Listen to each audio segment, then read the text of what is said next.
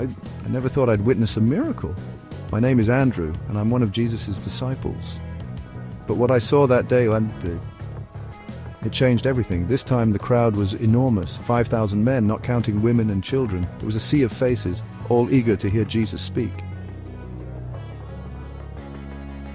As the day wore on, we could see people getting restless. The sun was setting, and stomachs were growling. They were hungry, and so were we.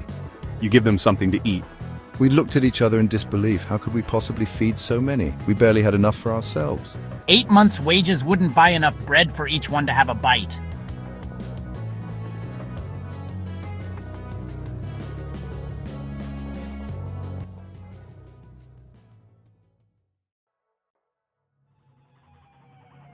We searched the crowd, hoping to find some solution. That's when I noticed a young boy. I approached him and he shyly showed me what he had: a small lunch of just 5 barley loaves and 2 small fish. For a moment, I hesitated. It seemed almost insulting to bring such a meager offering to Jesus. I brought him to Jesus, feeling a bit foolish. But Jesus, he just smiled. There was no judgment, no disappointment in his eyes.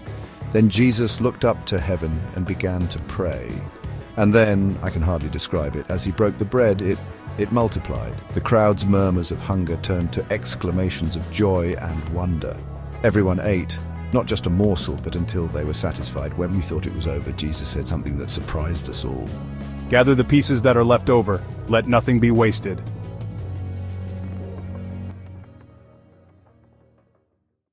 When we collected the leftovers, we had 12 baskets full. 12! From 5 loaves and 2 fish. It was more than we had started with. I learned something profound that day. Sometimes the little we have to offer can become more than enough in the right hands.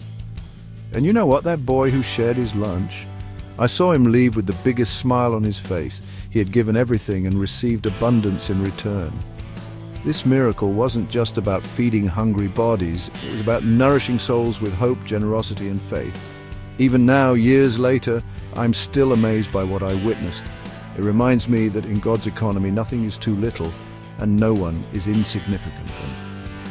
So whenever you feel that what you have isn't enough, remember this story. Your 5 loaves and 2 fish might just be the beginning of something miraculous. Because in the end, it's not about the size of our resources, but the size of our faith and the depth of our compassion.